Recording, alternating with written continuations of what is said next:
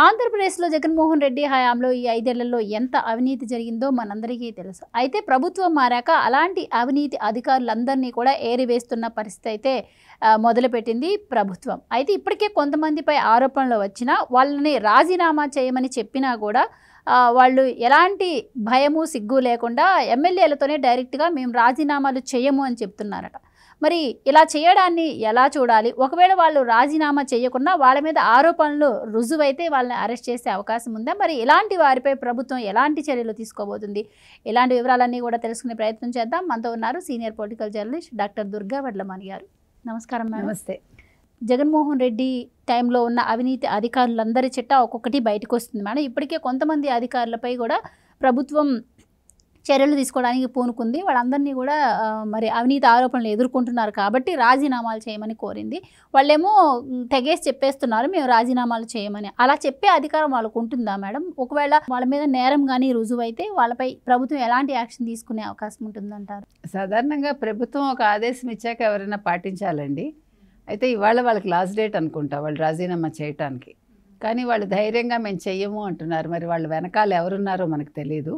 ఎందుకంటే ఇప్పుడు ఈ ముగ్గురు అంటే ఇప్పుడు రాజీనామా చేయమని అడిగిన ముగ్గురు ఓఎస్డీలు వీళ్ళు బెవరేజెస్ కార్పొరేషన్కి సంబంధించిన దాంట్లో ఉన్నారు. వీళ్ళు అంటే మనకు తెలుసు కదా వాసుదేవరెడ్డి వీళ్ళందరికీ కూడా ధనంజయ రెడ్డి అండ కూడా ఉండుంటుంది.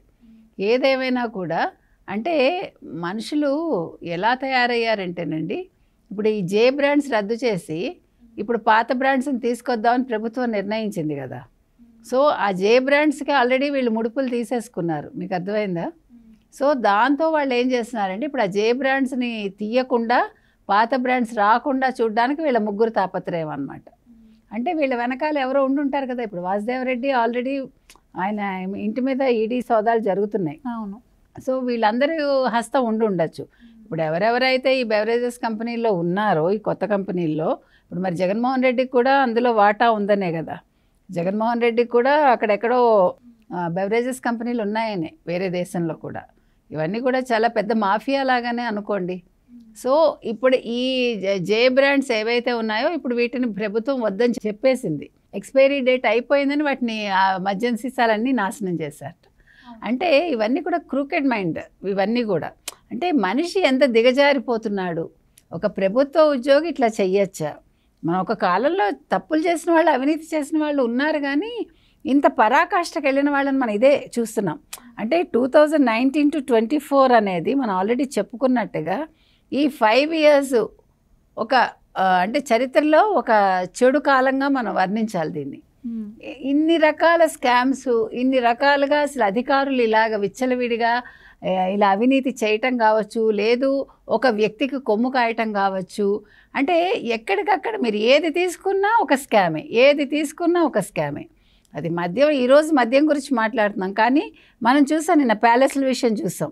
27 చోట్ల వైఎస్ఆర్సీపీ ఆఫీసులు కడుతోందంటే చెప్తున్నట్టు ఒక పక్క వాళ్ళు చేసిన అవినీతి బయటపడుతూనే ఉంది, మరో పక్క ఇంకా ఇప్పటికీ ప్రభుత్వ మద్యం దుకాణాల్లో ఆ కంపెనీకి సంబంధించిన బ్రాండ్సే అమ్ముతున్నారు అని వింటున్నాం. మరో పక్క ఈ కాంట్రాక్టర్లు ఎవరైతే ఉన్నారో వాళ్ళందరూ కూడా త్వరగా బిల్లులు చెల్లించుకోవటం, ఆ శాఖ దాకా ఇంకా మంత్రులు రాకముందే అన్ని చక్కబెట్టేసుకుంటున్నారు అని వార్తలు కూడా అదే కదా. చక్కబెట్టుకోవటం, మీరు చెప్పిన బిల్స్ వాళ్ళు పాస్ చేయించేసుకోవటం, ఫైల్స్ మాయం చేసేయటం.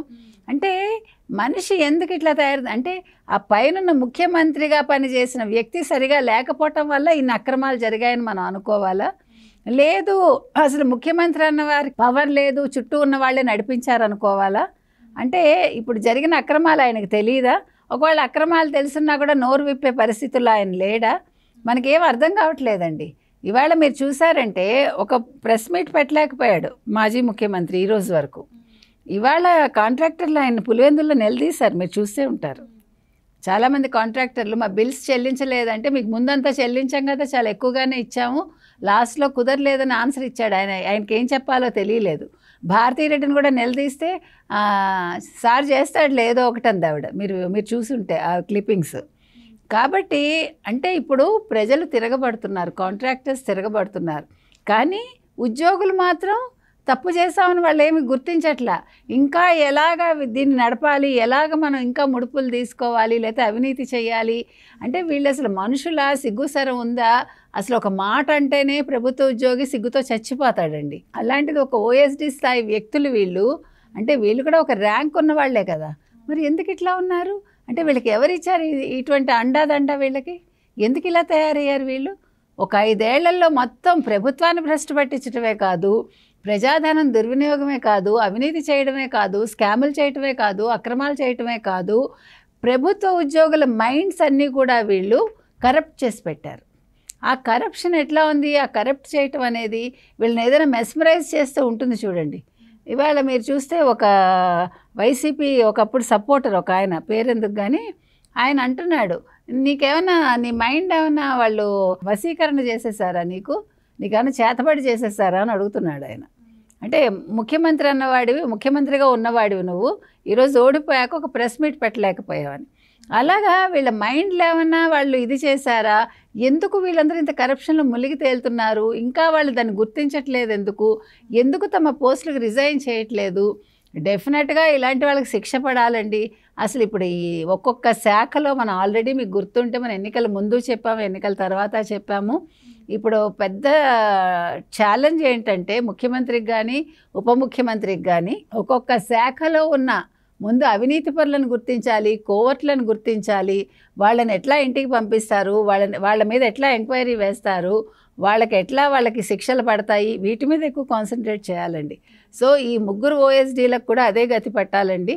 మనం మరి చూద్దాం ఏం జరుగుతుందో. రైట్. అయితే ఇప్పుడు మామూలుగా ప్రభుత్వాలు ఉన్నప్పుడే ఏ అధికారి అయినా కూడా కొద్ది గొప్ప అవినీతి చేయడం మనం చూస్తాం. కానీ అదే అధికారులకి ఇంకా ప్రభుత్వమే ప్రోత్సాహం ఇస్తుంటే, అంటే ప్రజలకి అండగా ఉండాల్సిన వ్యక్తి, ప్రజాస్వామ్యబద్ధంగా ఉండాల్సిన వ్యక్తి అవినీతికి పాల్పడితే ఇంకా రాష్ట్రం ఎంత అల్లకల్లోలం అవుతుందో మనం ప్రత్యేకంగా ప్రజలకు కూడా చెప్పనవసరం లేదు.